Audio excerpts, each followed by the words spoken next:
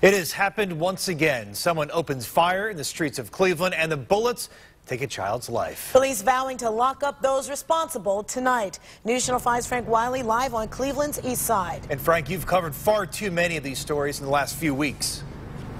Yeah, another scene, another family grieves. Police continue to investigate.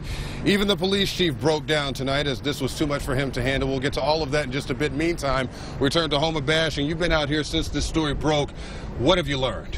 Well, Frank, police telling us this was a drive-by shooting, a car with bullet holes taken into custody as evidence. And at this point, we do not know if this was targeted or random.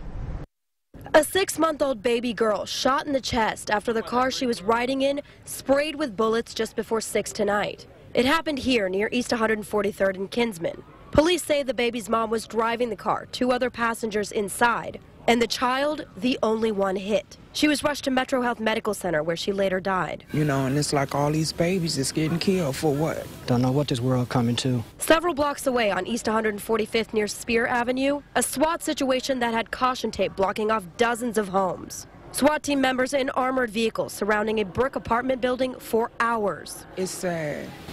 It hurts, you know. And now my kids don't want me here by myself. And police saying right now, they have no description of a shooter. People see things go on in social media, there'll be posts. We know someone out there knows something, we know somebody has some information, so we just need someone to come forward and provide that to our detectives.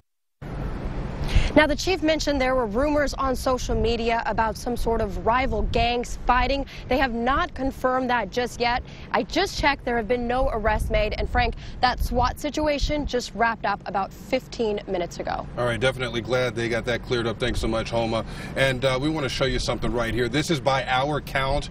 It's really tough to look at these numbers. This is the 10th child shot in Cleveland this year alone, and the 4th kid killed. 1-year-old Braylon Robinson was accidentally shot by 3-year-old in April, and last month 5-year-old Ramon Burnett caught in crossfire and killed, and then 3-year-old Major Howard shot and killed in a drive-by while sitting in a car. And we also put more faces with these numbers. Talked to some of the folks out here in these neighborhoods.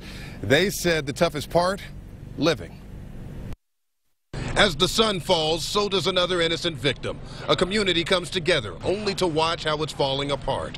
Answers even for the city's mayor, lost in darkness. When you have faith, there's always hope. But you have to execute on that faith.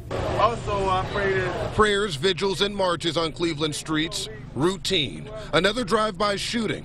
No one imagined the target would have been a little girl, 6 months old. For the family, I mean, it's tough.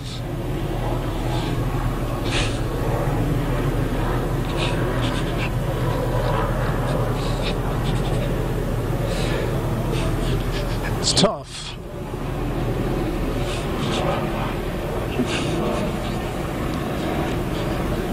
This should not be happening in our city. And we got to do something about it. Many saw something, and yet no one knows anything.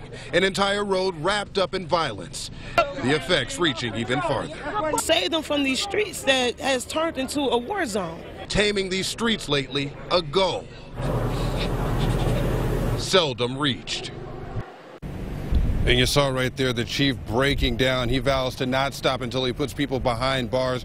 I talked to a woman out here who says she thinks she's only alive because she lives in this neighborhood, but she sleeps on the floor. Live in Cleveland, Frank Wiley, News Channel 5. Yeah, Frank, thanks. The chief's reaction there speaking volumes tonight. Yes, it does. Thanks.